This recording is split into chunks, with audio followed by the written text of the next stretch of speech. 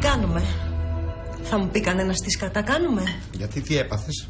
Τρώμε το πρωινό μας και πίνουμε το καφεδάκι μας σαν να μην τρέχει τίποτα, Διώξαμε τα παιδιά μας με την. Δεν ξέρουμε πού είναι, τι τρώνε, πού κοιμούνται, αν έχουν λεφτά να πάρουν ένα καφέ.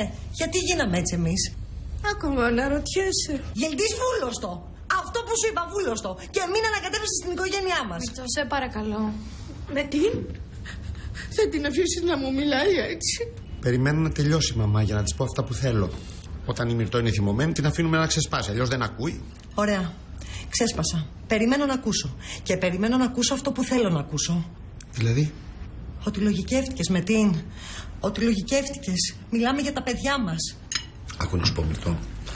Ο Τζέμ και η Έλλη είναι ενήλικες και μπορούν να πάρουν όποια απόφαση θέλουν. Αλλά θα επομιστούν και τις συνέπειες αυτής τους της απόφασης. Γιατί ρε με την? Πάλι τα ίδια. Δεν τελείωσα μια στιγμή. Γιατί έχω κι άλλο παιδί να σκεφτώ. Και αυτό δεν θέλω να τα αφήσω να καταστραφεί.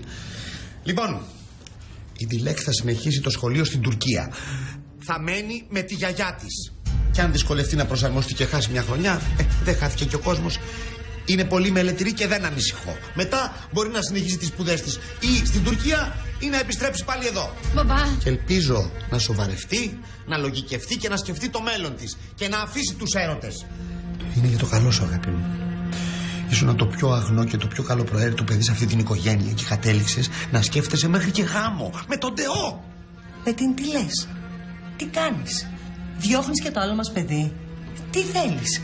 Τι φαντάζεσαι? Ότι θα σε περιμένω σε ένα άδειο σπίτι να γυρίσεις από τη δουλίτσα σου, να σου κάνω μασάζ στα πόδια ή όποτε γουστάρεις να σου κάθομαι? Μη γίνεσαι χιτά! Και εσύ μη γίνεσαι κρατίνος!